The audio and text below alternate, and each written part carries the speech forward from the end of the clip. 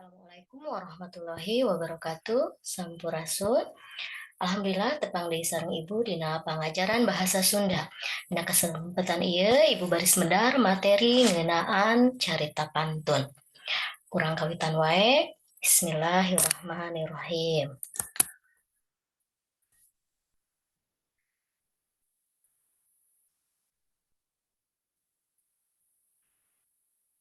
Tujuan pengajaran carita pantun, materi carita pantun yang didanget ieu nyaeta nu kahiji bisa mikawanoh rupa-rupa carita buhun.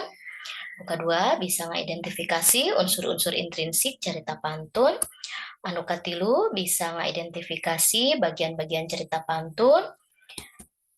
Anu kaopat bisa maham isi carita pantun nu dibaca. Sareng bisa ngomentaran karena rupa-rupa aspek carita pantun nu dibaca. Carita pantun teh lebet karena golongan carita buhun. Salian ti carita pantun, aya oge nu kalebet carita buhun sejena nyaeta dongeng, carita naskah, wawacan, sareng guguritan. Naon ari carita pantun teh?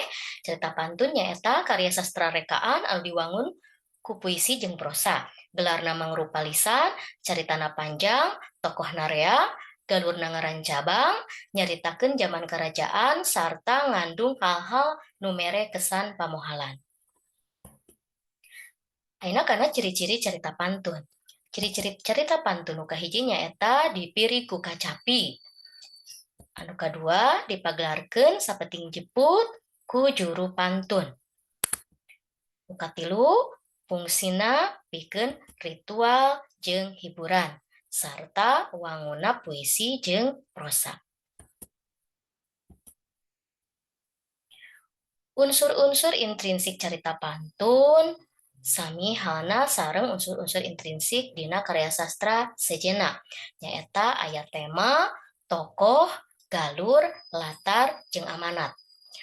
Tema atau jejer dina basa Sunda nyaeta gagasan, ide atau pikiran utama anu jadi dasar hiji karya sastra. Sedangkan tokoh nyaeta palaku anu ngalakonkeun dina carita. Galur atau plot nyaeta runtuyan carita anu diwangun ku tahapan-tahapan kejadian nu aya nepi ka ngawangun hiji carita. Latar atau setting nyaeta segala keterangan atau pituduh anu aya kaitana jeung waktu, rohang, suasana, jeung situasi hiji kejadian dina carita. Aya tilu unsur anu pokok dina latar, nyaeta latar tempat, latar waktu, jeung latar suasana. Sedangkan amanat nyaeta pesen nu hayang ditepikeun ku pangarang kanu maca ngaliwatan caritana.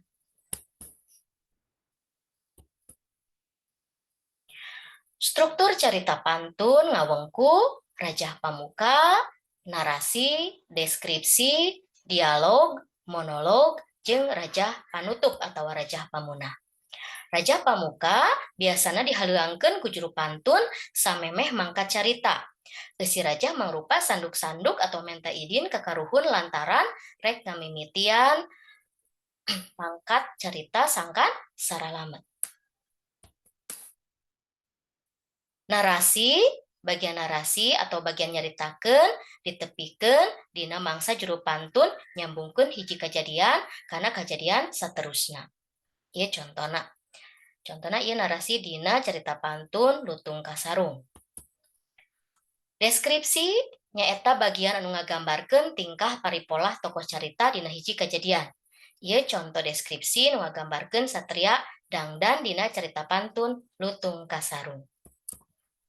Sedangkan dialog nyaeta bagian paguneman antara para palakuna. Tah ieu contoh paguneman antara tokoh Purbararang jeung Purbasari dina pantun Lutung Kasarung. Sedangkan monolog nyaeta nyarita sorangan atawa nyarita dina jero hate. Contoh ieu aya monolog Lutung Kasarung dina carita pantun Lutung Kasarung. Rajah panutup atau rajah pamunah nyaeta raja pikeun mungkas lenjeuran carita pantun. Pola galur carita pantun benten sareng galur carita dina wangun prosa tanapi puisi sejenna. Pola garu carita pantun miboga karakter nu khusus nyaeta dimimitian ku satria ngalalana. Satria nu ngalalana teh biasana tuluy ngarandapan hiji kejadian nu mangrupa ujian keur kahirupanana. Kajadian nu karandapan mangrupa ujian teh contona di satengahing perjalanan panggih jeung musuh tuluy perang, dipegat ku begal atau dirampok, nyorang jalan nu hese diliwatan, contona kedah nyorang leuweung geledegan, walungan gede, jungkrang, sagara, jeung sajabana. Lajeng kana galur eta satria teh unggul. Unggul di dieu maksudna eta satria teh bisa nyanghareupan atanapi kaluar dina ujian anu disanghareupan ku manehna. Satuluyna nyaeta eta satria teh pendak sareng jodona nyaeta ngadahup ka putri. Tuluy ngadeg jadi raja. Alhamdulillahirabbil alamin. Mung sakitu anu ku Ibu tiasa didugikeun dina danget ieu. Hatur nuhun kana perhatosanana. Wassalamualaikum warahmatullahi wabarakatuh.